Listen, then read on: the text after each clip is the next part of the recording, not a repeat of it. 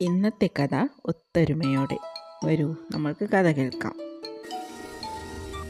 ഈ വലിയ പൂന്തോട്ടത്തിലെ പൂക്കളിൽ നിന്നും തേൻ ശേഖരിക്കുന്ന ഈ തേനീച്ചകളുടെ കഥയാണ് ഇന്ന് നമ്മൾ കേൾക്കാൻ പോകുന്നത്.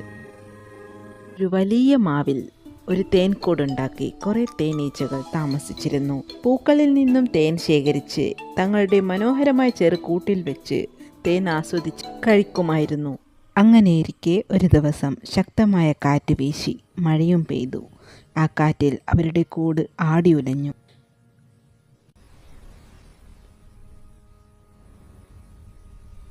പിടിച്ചു നിൽക്കാനാകാതെ തേനീച്ചകളും പറന്ന് രക്ഷപ്പെട്ടു. കാറ്റും മഴയും ശമിച്ചു. തേനീച്ചകളൊക്കെ തങ്ങളുടെ കൂടും നോക്കി തിരിച്ചു വന്നപ്പോഴാണ് അത് തകർന്നു കിടക്കുന്നത് അവർ കാണുന്നത്. വല്ലാതെ ദുഃഖിച്ചുവെങ്കിലും അവർ നിരാശരായില്ല. തേനീച്ചകളൊക്കെ ഒത്തുകൂടി എന്നിട്ട് തീരുമാനിച്ചു, നമ്മുടെ കൂട് തിരികെ ഉണ്ടാക്കണം. എല്ലാവരും സമ്മതിച്ചു. അങ്ങനെ ഓരോ തേനീച്ചയും ഓരോ ജോലിയിൽ ഏർപ്പെട്ടു.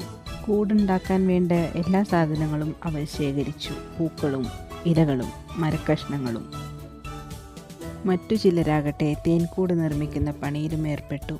ഒത്തൊരുമയോടെ ഉത്സാഹിച്ചതുകൊണ്ട് അവരുടെ കൂട് വേഗത്തിൽ തന്നെ പൂർത്തിയായി. സൂര്യപ്രകാശം തട്ടിയപ്പോൾ മുൻപത്തേക്കാളും വലിയതും ശക്തമായതും സുരക്ഷിതമായതുമായ ആ തേൻകൂട് ഭംഗിയോടെ തിളങ്ങി.